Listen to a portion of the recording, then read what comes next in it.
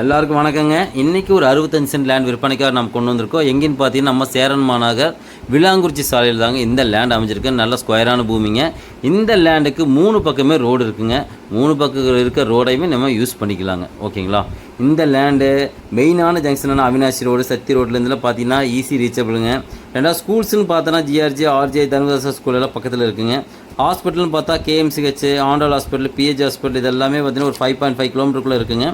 அப்புறம் fun mall Broadway cinema Prozone mall இதெல்லாம் பார்த்தீங்கன்னா ஒரு 5.5 கிலோமீட்டருக்குள்ளே இருக்குங்க. இங்கேருந்து ஏர்போர்ட்டுக்கு ஜஸ்ட்டு ஒரு 7 கிலோமீட்டர் தாங்க. ஓகேங்களா?